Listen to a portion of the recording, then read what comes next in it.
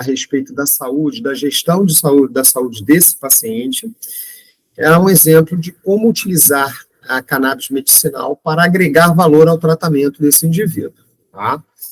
Então, a gente vai discutir esse caso clínico, eu vou expor o caso clínico, vamos falar sobre algumas coisas que foram feitas na consulta de acordo com a característica clínica desse paciente, e comentando também a conduta sobre o uso da cannabis, nesse caso especificamente, as aplicações, e depois a gente pode abrir uns 10 minutos, 15 minutos para trocar umas ideias. Na verdade, esse evento vai ficar gravado, e muitas pessoas que podem vir a assistir já têm suas próprias experiências. O objetivo não é trazer um consenso, trazer uma informação definitiva, mas mostrar a experiência de um especialista que teve a oportunidade de ajudar um paciente com seus problemas.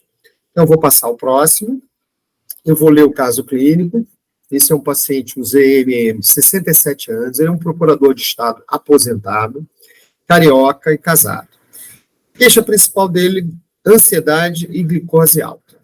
Até se aposentar em 2010, ele tinha uma vida muito estressante, muito trabalho, muita tensão, muita cobrança. Procurou ajuda de profissionais de psicologia, já naquela época, e psiquiatria, tendo usado vários medicamentos. Já usou bupropiona, trazodona, fluoxetina, entre outros, que ele não se recorda. Seu psiquiatra faleceu em 2019 e ele ficou um bom tempo sem suporte. A partir do ano passado, ele teve episódios frequentes de crise de pânico. Procurou um outro colega, com o qual ele está se vinculando, que prescreveu um escitalopram 10 miligramas por dia. Ele tem uma insônia crônica, e esse mesmo psiquiatra sugeriu e iniciou um óleo de CBD, e ele tem comprado um full spectrum de CBD pela 327, e está usando 12 gotas à noite. Analisando a característica desse óleo prescrito, são 50 miligramas de CBD por ml, que tem o ml da pipeta, tem 37 gotas, é 1,35 miligramas por gota. Então, ele está usando 27 miligramas e meio à noite. Ele teve uma melhora no sono, mas ainda distante da melhora que ele esperava ter com esse tipo de abordagem. E persiste muito ansioso durante o dia. Ele realizou um exame de sangue que evidenciou a glicose alta.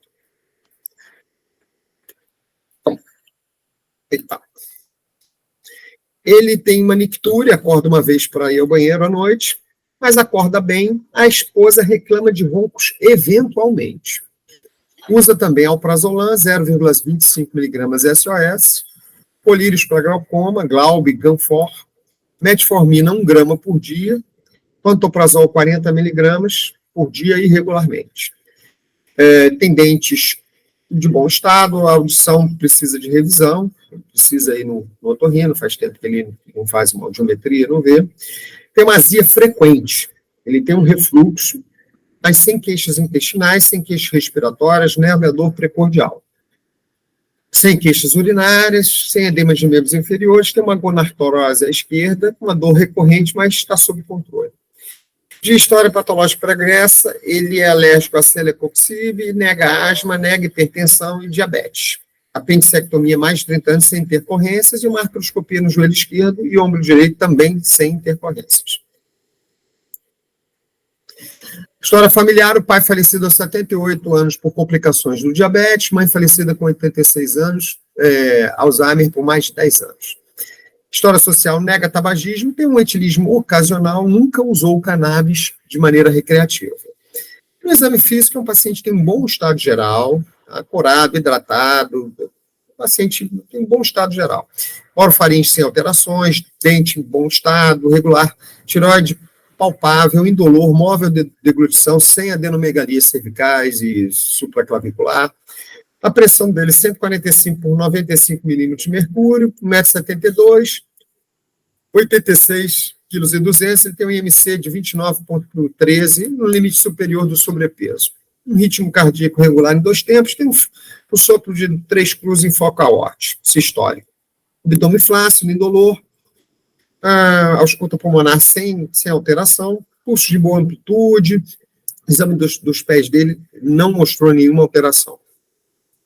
Ele trouxe alguns exames, o paciente já veio com alguns exames, são exames de dois meses atrás, com uma glicada de 7,5, uma glicemia de 145 miligramas por decilitro, um colesterol aí, o LDL, um pouco acima da meta para a característica desse paciente, uma creatinina dentro da normalidade, ele tem um clearance normal, TGO, TGP dentro aí da normalidade também, uma gama-GT um pouquinho tocada, as plaquetas um pouquinho abaixo do limite da normalidade. Ele trouxe também ultrassom abdominal que evidenciou uma esteatose acentuada. Eu fiz as contas, esse FIB-4 é uma calculadora de risco para fibrose. Existe uma faixa em que você considera a possibilidade de fibrose muito grande, uma faixa em que você considera uma possibilidade muito pequena, ele está na faixa intermediária. Tem um eco mostrando um déficit de relaxamento de VE, uma fração de ejeção normal, sem alterações valvares. E aí a gente pode discutir entre profissionais, a gente pode surgir algumas discussões sobre esse caso, né? Eu bolei esses 3 personagens, uma equipe médica, a médica do centro, constatando que esse paciente tem vários diagnósticos, muitas coisas para serem abordadas e tratadas. A residente está na dúvida por onde que a gente começa, se existe uma receita de bolo, um protocolo para tratar esse tipo de paciente.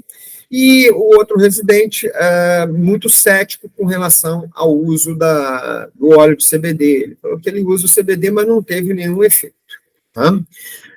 Além disso, a médica já está pensando em desenvolver um planejamento para ele, não dá para resolver todas as demandas desse paciente em uma consulta apenas, né? A gente tem que criar vínculo com o paciente, começar a organizar, identificar as prioridades.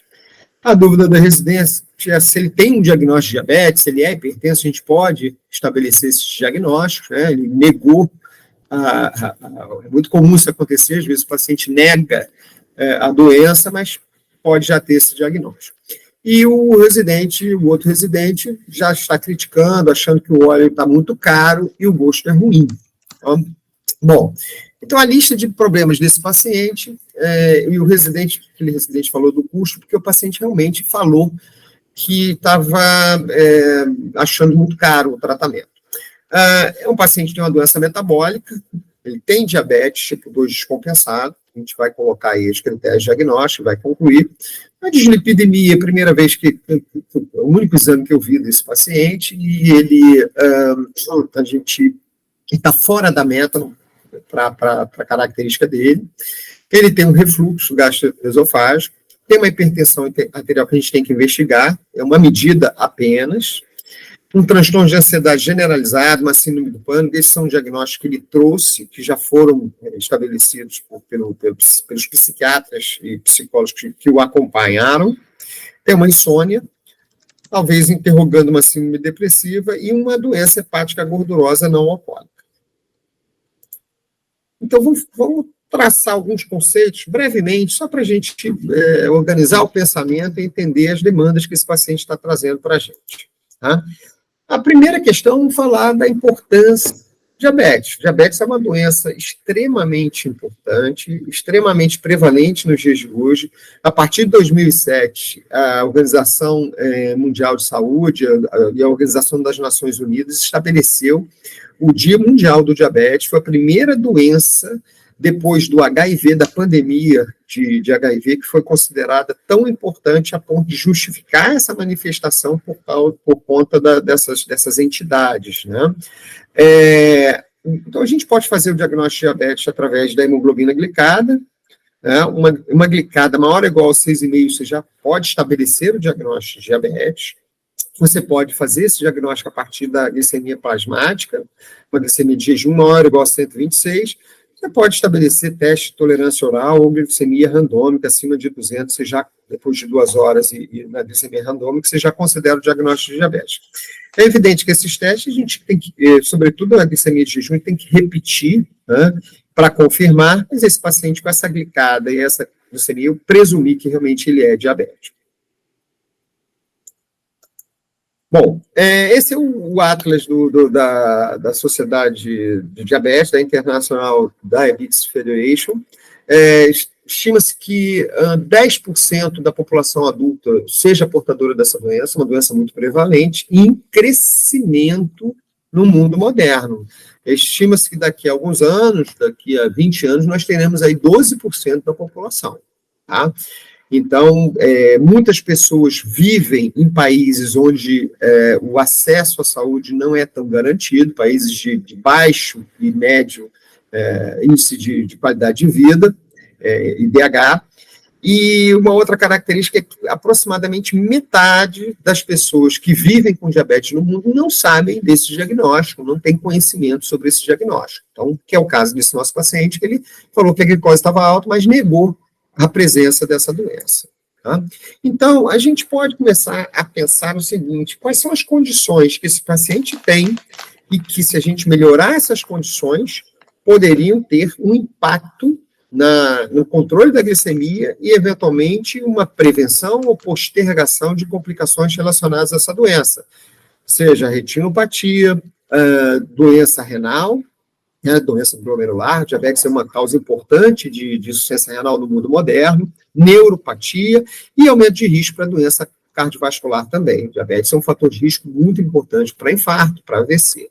E essas considerações poderiam pontuar a favor da prescrição do cannabis, ou a manutenção da prescrição que ele já trouxe e a otimização dessa prescrição. Então, quais são as evidências aí que a gente pode trazer e discutir para ilustrar essa exposição?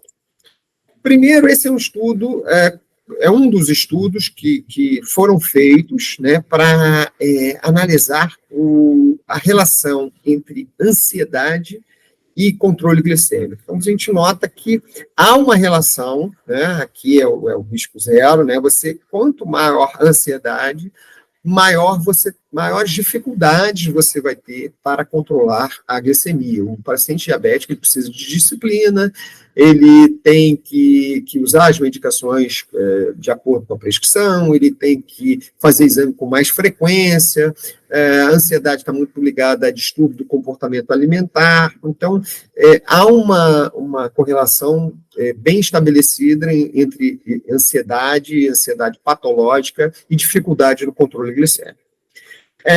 Esse é um artigo também para a questão da cannabis como redutora nesse fator ansiedade. Existem vários estudos, eu reservei esse aqui, que é um estudo do grupo do CRIPA, lá de Ribeirão Preto, um estudo muito interessante, em que ele separou 57 homens saudáveis, então não eram homens com diagnóstico de ansiedade, e fez várias doses de CBD, mas doses agudas, né, chegou até 600 miligramas de dose aguda, e submeteu esses indivíduos a um teste de falar em público.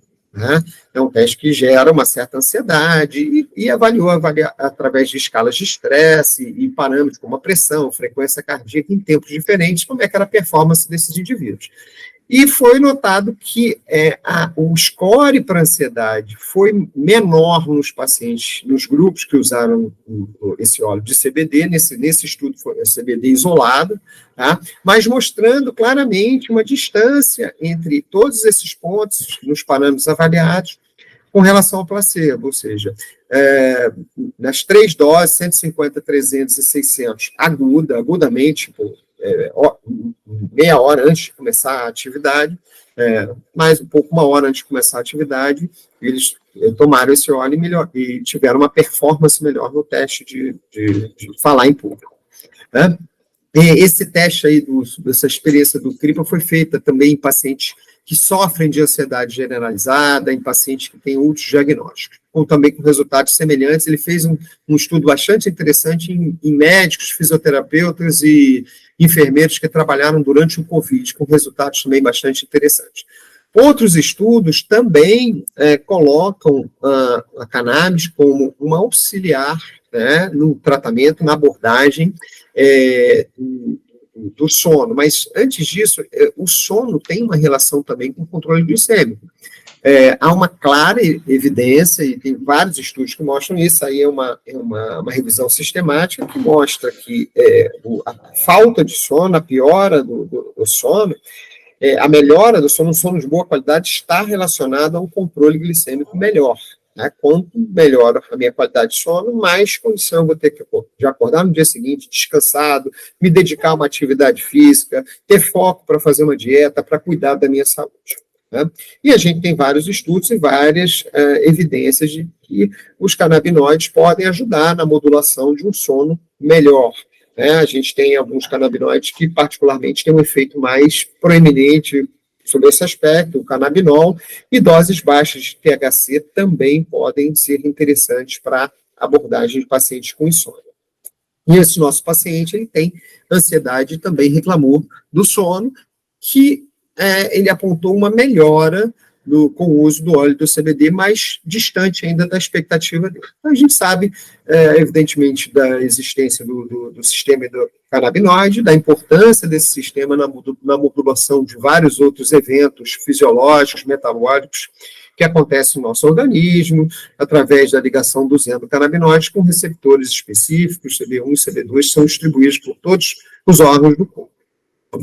E a gente sabe que os canabinoides exógenos, os fitocannabinoides, também têm a capacidade de se ligar a esses receptores e dependendo do canabinoide, dependendo do receptor, deflagrar reações químicas e fisiológicas, assim como as que são provocadas pelo endocannabinoide, mas não necessariamente as mesmas. E o conceito do sistema endocannabinoide hiperativado, ele já foi definido, já foi bem estudado, e a gente sabe que determinados modelos de doença podem ter uma perturbação na harmonia do sistema endocannabinoide. Então, um exemplo clássico disso é a hiperresposta ou a hiperativação que é encontrada em receptores CB1 nos modelos de doença metabólica. Quando você tem uma hiperativação de receptores CB1 a nível periférico, você tem um aumento do acúmulo de triglicerídeos nos adipócitos, você tem uma redução da lipólise, você tem um aumento da inflamação, da produção de citocinas, né, que vão interferir na sinalização da insulina, em processos inflamatórios, você tem uma redução do gasto energético nas 24 horas, um acúmulo de gordura de triglicerídeos nos adipócitos, e aí esse nosso paciente tem uma esteatose hepática, você tem uma redução da resposta do tecido muscular à ação da insulina, então uma resistência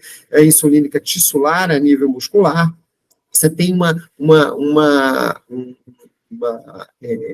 um impacto na redução da secreção de insulina e aumento da perda de massa de célula beta, e a gente tem vários estudos que suportam a observação, essa observação, que se você fizer a nível in vitro ativação de CB1, você pode promover um status inflamatório, um ambiente mais inflamatório, hiperglicemia e complicações relacionadas ao diabetes. Da mesma forma, a ativação de CB2 leva a um cenário metabólico mais favorável, mais protetor, né? Com um menor impacto de um milieu metabólico desfavorável. Então, quais são as perspectivas que a gente pode traçar a partir dessas colocações, de uma maneira bem resumida? Eu coloquei algumas situações que podem ajudar a gente no raciocínio e no manejo clínico desse caso, né? A gente também tem essas perspectivas, são perspectivas de, se a gente tiver fitocannabinoides ou substâncias que ativem receptor CB2 e bloqueiem receptor CB1, a gente pode ter um impacto interessante no controle glicêmico nas suas complicações. Isso já foi bem descrito e bem determinado por vários estudos. A gente sabe que existe o THCV, a tetraidrocannabivalina, que é uma substância, um fitocannabinoide muito parecido com o THC, ele difere, e aí detalha aí de algumas pontes de cadeia de carbono. É uma substância que ela tem um efeito um agonista parcial de CB2 e um antagonista de CB1. Então, é uma substância que tem sido estudada para ajudar no controle glicêmico. Nesse estudo que eu coloquei, ele mostra que claramente que o braço de paciente que usou o THCV teve um controle glicêmico melhor se comparado com o placebo. Entretanto, esse estudo, ele mostrou esse efeito no THCV puro. Os pacientes que usaram o THCV junto com o CBD não tiveram um efeito tão proeminente. Tá? Isso foi observado também na glicemia de jejum e na função de célula beta. Então, aqui é o uso do THCV puro, aqui o uso em doses diferentes, e a diferença, assim, quando você usa o THCV junto com o CBD, isso não teve um resultado tão grande. Bom, a despeito disso, o diabetes hoje é uma doença em que a gente tem muitas alternativas terapêuticas. Existem muitas drogas da indústria farmacêutica, alopáticas, que são drogas que têm efeitos consagrados, já bastante estudados. Então, por isso eu ressalto que o uso do THCV ainda é uma possibilidade que a gente tem que estudar, talvez para um paciente que a gente tenha limitação em usar outras drogas ou associar drogas que esse paciente está utilizando. Então, eu optei por não utilizar nesse paciente, e a gente vai discutir depois o porquê. Então, a gente tem várias oportunidades de medicar esse paciente está usando apenas 1 grama de metformina com a glicada maior que 7,5, ele estava muito distante das possibilidades, ele estava usando praticamente quase nada. 1 grama de metformina tem um impacto na redução da glicemia relativamente pequeno, tá? Vamos lá. Então, qual foi a conduta que eu estabeleci avaliando esse caso, considerando todos esses aspectos? Primeiro, é um paciente de 67 anos, diabético, com a suspeita de uma hipertensão.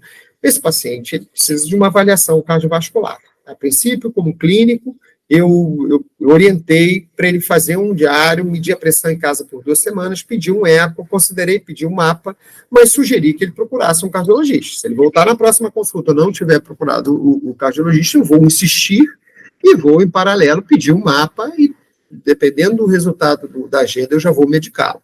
Segundo, a conduta metabólica. Eu aumentei a metformina para 2 gramas e associei um inibidor de DPP-4, a alogliptina.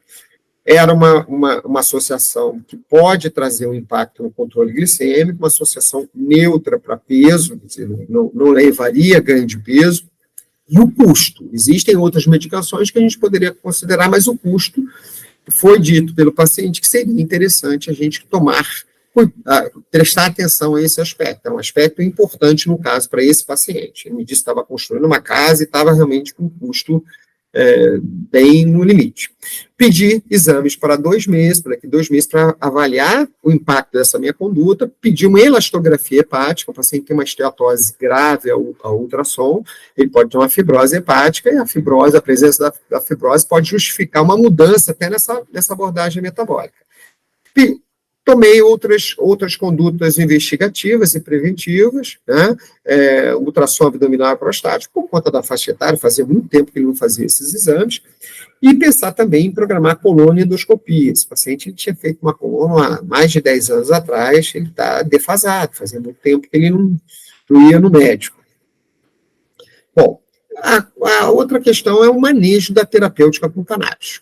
Vamos considerar ajustes e custos sem perder excelência e eficácia, né? Porque ele tem ansiedade, a insônia, e isso pode impactar no controle glicêmico e no custo. Então, o que eu fiz para ele, eu fiz um óleo de CBD, full spectrum, que para cada 30 ml desse óleo, tem 6.000 miligramas de CBD. Eu mantive a dose da noite, tá? A dose que ele estava usando, eu mantive a mesma coisa, associei uma dose menor pós-café da manhã e almoço para tratar dessa ansiedade que ele apresenta durante o dia. Isso a gente acrescentou mais ou menos 10 miligramas a mais por dia, ele usava 27, tá? E um produto com cor, um produto com certificação, tá? E busquei otimizar a questão do custo. O ano anterior, um frasco de 30 ml, ele tem 50 miligramas de CBD por ml, né? São 37 gotas para cada ml. Então, ele tem 1,35 miligramas por gota. A dose que ele usava era 27 miligramas à noite. Eu mantive a mesma dose, mas com óleo que tinha 200 miligramas por ml. Eram 44 gotas. Então, eram 4,54 miligramas por gota. Então, nessa transição, eu reduzi o número de gotas quase 4 vezes o número de gotas, 3 para 4 vezes, e mantendo a mesma dose da noite, e acrescentei doses menores depois do dia. Então ficou assim, ele usava 5 gotas após o café da manhã, ele usaria, se eu mantivesse o mesmo óleo, 5 gotas após o café da manhã, 5 gotas após o almoço e 12 gotas após o jantar. Né? Daria 51 miligramas por dia, 9 miligramas depois do café, 9 depois do almoço e 23 após o jantar. E dentro do custo, ele gastaria com esse tratamento, né, o preço desse óleo, né, na farmácia, 327, varia de R$ 980 a R$ 2.300, há uma variação muito grande de preço entre farmácias, né, e ele estava pagando isso por 1.500 miligramas de CBD, ele estava gastando 65 centavos por miligrama de CBD, ele estava gastando R$ 33 por dia, ele gastaria, com esse aumento de dose, R$ 33 por dia, quase R$ 1.000 por mês, considerando o menor preço. O óleo que eu prescrevi é uma redução no volume, no número de gotas, né? Com a mesma dose. Esse preço, ele compraria esse óleo de 6.000 por R$ 550, né? O que ele pagaria em 6.000, ele estava pagando no mais barato R$ 1.000 por 1.500 miligramas. Ficaria 9 centavos por miligrama de CBD, ele gastaria R$ 4,60 por dia, seria 138 por mês. Se esse paciente comprasse um óleo por encomenda, ele gastaria 191 por mês, porque teria o valor do frete. Se ele fizesse uma compra maior, depois de comprar o primeiro frasco, ele tivesse aí uma boa adaptação ao óleo, ele poderia ter um gasto ainda menor, e isso seria significativo para as expectativas dele.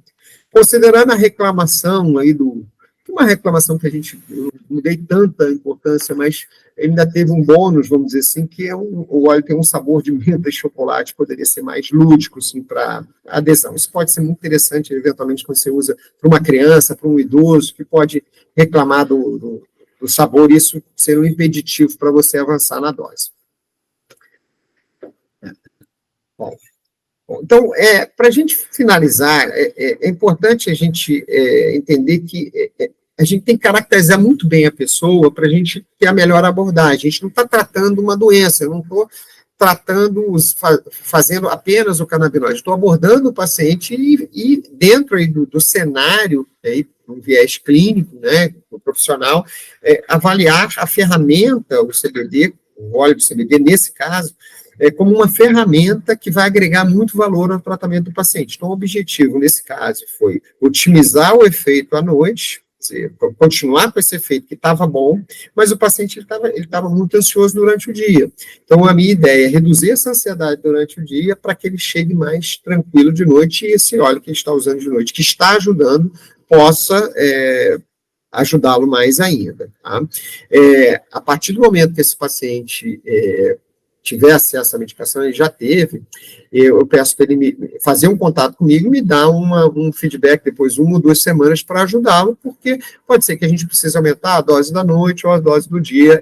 Essa é uma característica do manejo clínico com essa ferramenta. Você tem que ter aí um contato com o paciente para avaliar um feedback, porque a resposta ela é muito variável de paciente para paciente, e a gente sempre procura começar aos poucos e aumentando para não passar da dose necessária, não experimentar nenhum efeito colateral, ou o paciente não ter um gasto a mais com o tratamento.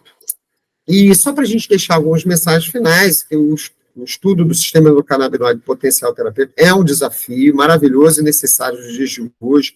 A gente precisa de um número cada vez maior de gente capacitada, bem intencionada, com conhecimento científico e senso crítico apurado para evoluir nesse sentido.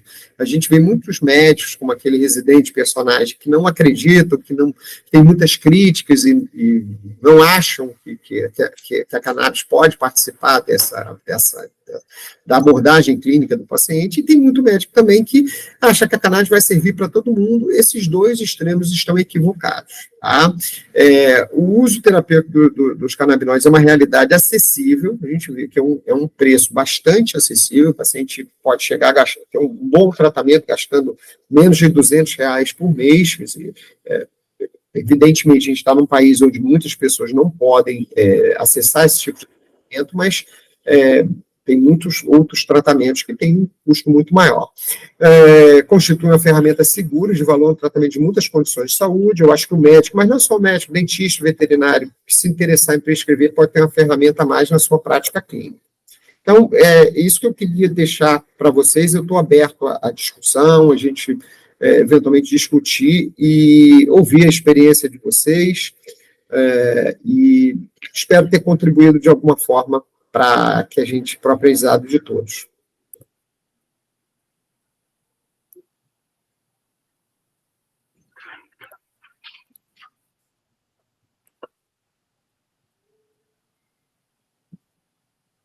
Tudo bem? Olá, João. Fala, Randolph.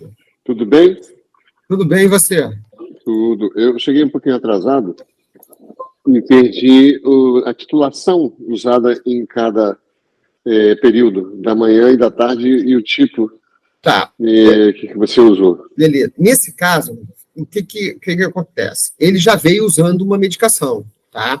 Correto. Essa medicação ele estava usando 27 miligramas de CBD, entre os outros canabinoides ali diluídos, mas o predominante era o CBD. Ele estava usando 27, com um resultado, a meu ver, interessante, entretanto, distante do que ele gostaria. Só que ele é um cara que passava o dia inteiro muito ansioso. Na minha interpretação, ele chegava em casa muito ansioso e dependia tudo daquela dose que ele estava fazendo à noite.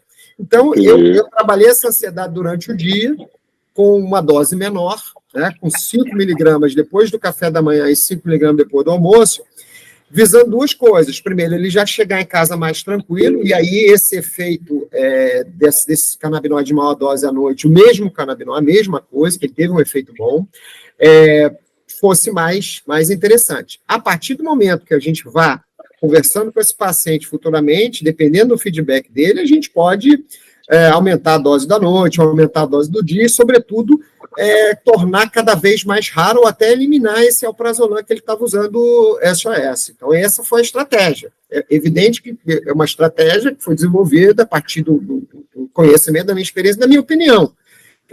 Eu tenho que depois ter uma conversa com ele para avaliar se isso foi o suficiente ou se a gente vai precisar fazer algum ajuste. Perfeito. Obrigado, João. Mas fez sentido para você, que você é psiquiatra. Total. Você tem uma boa experiência com isso. Então, exato. Essa redução de benzodiazepínico é bastante interessante, né, em vários casos, dentro da minha área. E observar isso dentro da área clínica, como que você está manejando, é importantíssimo, né? Sim. Quando eu for praticar, de um modo geral, dentro da minha área. Mas fez todo sentido. E eu até falei para ele que, para ele conversar com o psiquiatra dele, falar que eu fiz isso, porque eu estou à disposição. Eu acho que isso é muito importante também, porque eu estou à disposição para conversar com o psiquiatra dele. Total. Tem que haver essa interface, essa interlocução, senão a coisa não funciona. Isso mesmo. A Laura quer falar alguma coisa, Laura? Isso. Oi, doutor João. Só fazendo um gancho que eu, lembrando da última aula que você deu, seria possível a gente utilizar o THCV nesse caso? Você acha que ele faria alguma... Veja bem, o THCV é um canabinoide que ele tem vários estudos in vitro e pouquíssimos estudos em vivo mostrando impacto no controle glicêmico. Esse é um paciente com 7,6 de glicemia, de glicada, é um paciente que está descontrolado, ele não está usando praticamente quase nada de medicamento, e está subtratado. Existem vários outros tratamentos acessíveis, consagrados, com efeito muito mais estudado, de segurança, de eficácia, do que o THCV.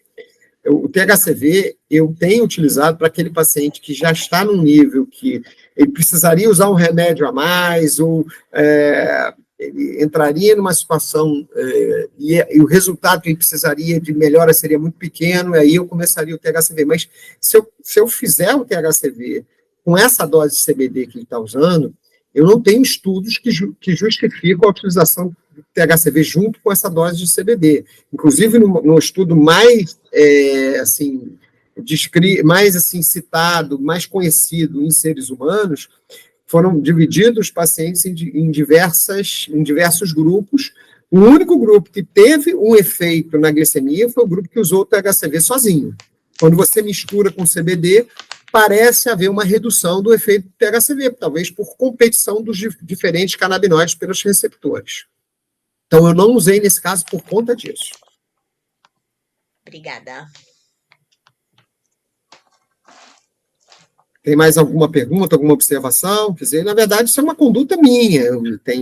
Não quer dizer que eu esteja certo ou errado, é uma situação da minha experiência. Porque como eu tenho uma vivência no diabetes, na minha especialidade, eu tenho um pouco mais de facilidade em gerenciar essas situações.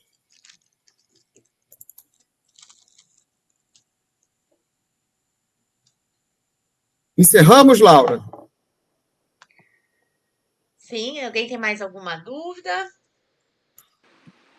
Não, eu estou satisfeito. Vai ficar gravado, né, Laura? E a gente a gente vai organizar periodicamente fazer esses encontros e vamos chamar outros profissionais para discutir casos e quem tiver alguma ideia, algum caso específico, a gente discute, eu vou estar presente como moderador e tal, a gente vai evoluir no sentido de sempre buscar trazer informação de confiança e também aprender, trocar ideia com outros profissionais que também estão utilizando a cannabis como uma ferramenta terapêutica. Até aquele caso que a gente está vendo, João, que seria interessante colocar para as pessoas, né, do Helder, Sim.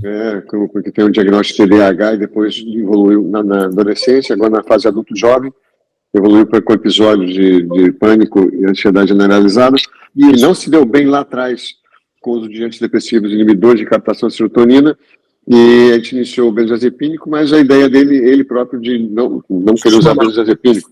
E a gente tem tido um bom sucesso nesse desmame do clonazepam dele, usando um gummizinho lá que você prescreveu. Acho que esse é um caso interessante para a gente colocar. Ansiedade, o resultado é muito interessante. E a ansiedade é uma doença muito prevalente, né, Randolfo? Assim, o Brasil, inclusive, estatisticamente, é um dos líderes aí em casos de ansiedade patológica no mundo. Né?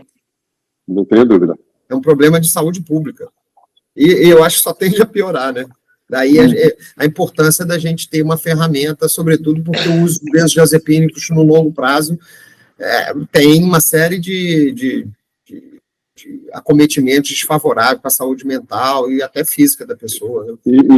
E muitos pacientes, mesmo no uso mais a curto prazo, embora se beneficiem pontualmente daquele sintoma, pode desenvolver outro tipo de situação. Isso. Pacientes mais compulsivos e tal, então a gente tem que tomar muito cuidado. Só de você reduzir a dose do benzodiazepínico já é maravilhoso. Perfeito. E esse paciente ele já teve uma boa redução, né, Randolfo? Está indo muito bem. Está feliz da vida, a família é muito satisfeita. 2 gotinhas de clonazepam, quase que placebo, mas embora a microdose funcione. E quanto que ele usava antes? Quantas gotas? Olha, a gente começou, nesse episódio que é recente, estava fazendo, que era pouco até para um quadro de ansiedade, 10 gotas dia, no total. Reduziu em 80%. Exatamente. Isso. Muito bom. Isso é redução de dano. Se a gente parar com aquele pensamento, ou consegue tudo ou não consegue nada. Se ele ficar nisso, ele já teve um bom resultado. O nosso propósito na próxima consulta é redução total e observação. Beleza. Nessa dose já dá para ir adiante. Sim, é isso aí. Bem lembrado. Obrigado, Randolfo. Nada. Laurinha, você então faz aí o encerramento para a gente já se preparar para a próxima. É isso, vamos definir aí o tema das próximas aulas, vamos compartilhar com vocês. As informações a gente passa ali sempre pelo grupo da Equilibra. Eu vou mandar aqui também no chat agora o link para vocês, caso alguém não esteja. E eu acho que seria isso mesmo. Se ninguém quiser falar mais nada, deixa eu só mandar aqui o link. Um minutinho. Isso aí. Bom fim de semana para todos e até a próxima. Um abraço, meus amigos. Tchau, tchau. Tudo de bom. Tchau, abraço.